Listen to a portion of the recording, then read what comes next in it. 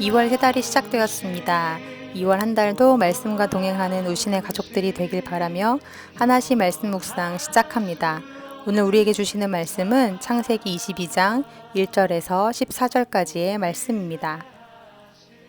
그 일 후에 하나님이 아브라함을 시험하시려고 그를 부르시되 아브라함아 하시니 그가 이르되 내가 여기 있나이다. 여호와께서 이르시되 내 아들 내 사랑하는 독자 이삭을 데리고 모리아 땅으로 가서 내가 내게 일러준 한 산 거기서 그를 번제로 드리라. 아브라함이 아침에 일찍 일어나 나귀의 안장을 지우고 두 종과 그의 아들 이삭을 데리고 번제에 쓸 나무를 쪼개어 가지고 떠나 하나님이 자기에게 일러주신 곳으로 가더니 제3일에 아브라함이 눈을 들어 그곳을 멀리 바라본지라. 이에 아브라함이 종들에게 이르되 너희는 나귀와 함께 여기서 기다리라.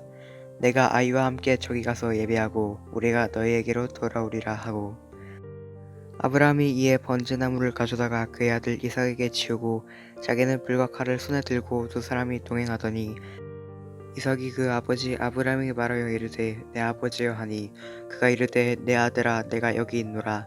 이삭이 이르되 물과 나무는 있거니와 번제할 어린 양은 어디 있나이까. 아브라함이 이르되 내 아들아 번제할 어린 양은 하나님이 자기를 위하여 친히 준비하시리라 하고 두 사람이 함께 나아가서 하나님이 그에게 일러주신 곳에 이른지라. 이에 아브라함이 그곳에 제단을 쌓고 나무를 버려놓고 그의 아들 이삭을 결박하여 제단 나무 위에 놓고 손을 내밀어 칼을 잡고 그 아들을 잡으려 하니 여호와의 사자가 하늘에서부터 그를 불러 이르시되 아브라함아 아브라함아 하시는지라. 아브라함이 이르되 내가 여기 있나이다 하매 사자가 이르시되 그 아이에게 내 손을 대지 말라. 그에게 아무 일도 하지 말라. 내가 내 아들 내 독자까지도 내게 아끼지 아니하였으니 내가 이제야 내가 하나님을 경외하는 줄을 아노라. 아브라함이 눈을 들어 살펴본즉 한 순양이 뒤에 있는데 뿔이 수풀에 걸려 있는지라. 아브라함이 가서 그 순양을 가져다가 아들을 대신하여 번제로 드렸더라. 아브라함이 그 땅 이름을 여호와 이레라 하였으므로 오늘날까지 사람들이 이르기를 여호와의 산에서 준비되리라 하더라. 아브라함이 하나님의 부르심을 받아 고향을 떠나 이곳 약속의 땅으로 건너와 지낸 시간이 25년이 흘렀습니다. 그 기간 동안 참 많은 일들이 있었는데 그 이야기들이 모두 창세기 12장부터 21장까지 기록이 되어 있습니다.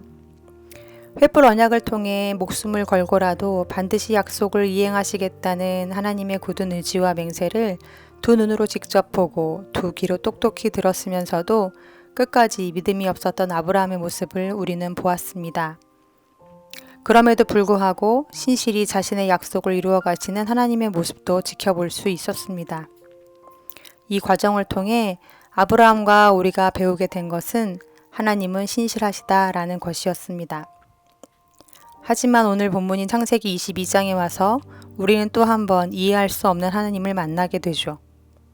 주실 때는 언제고 다시 그 아들을 내놓으라니, 그것도 번제라는 끔찍한 방법으로 하나뿐인 아들을 바치라 하니 어떻게 그런 하나님을 이해할 수 있을까요? 왜 그분은 항상 이런 식이신 건지, 왜 이렇게 우리를 코너 끝까지 몰고 가시는 건지, 아무리 우리의 믿음을 시험하고자 하셨더라도 이 방법 외에 다른 방법은 없었던 건지, 여러 복잡한 질문들에 깊숙이 가라앉아 있던 그분에 대한 원망과 분노가 다시금 슬그머니 올라옵니다.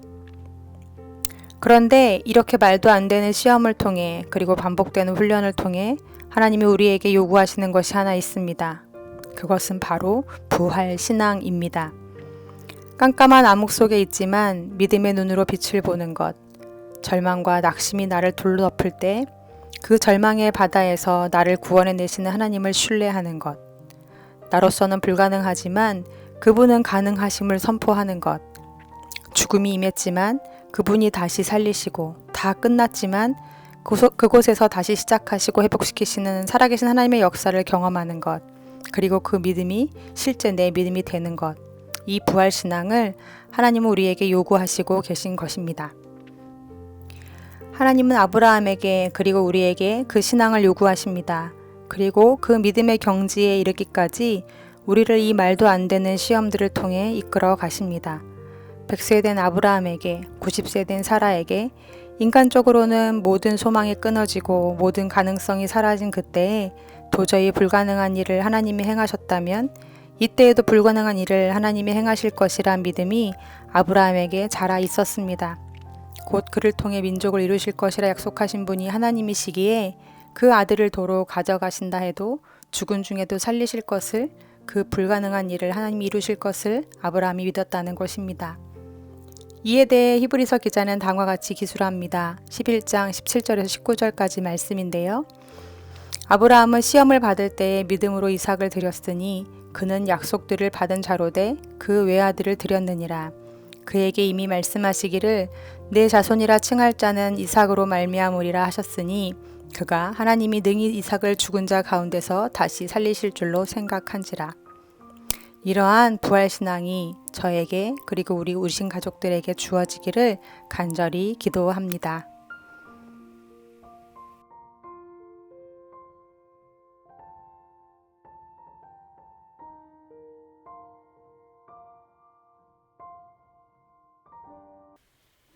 주신 말씀을 기억하며 함께 기도하시겠습니다. 경건의 모양이 아닌 경건의 능력을 우리에게 요구하시는 하나님, 죽음을 이기신 예수 그리스도를 내가 믿습니다. 그 부활의 주님이 오늘도 나와 함께 하시며 내 연약한 믿음을 이끌어 가실 때 세상의 어떤 두려움과 염려와 낙심과 절망에도 굴복하지 않는 견고한 믿음을 주옵소서. 나에게는 신실함이 없으나 하나님은 신실하시며 나로서는 불가능하나 주님은 가능하시니 연약한 내가 아니요 전능하신 주님을 붙들며 살아가는 우리들이 되게 하시고 매일같이 나는 죽고 부활의 주님이 내 안에서 사시도록 나를 내어드리는 인생 되게 해달라고 이 시간 함께 기도하시겠습니다.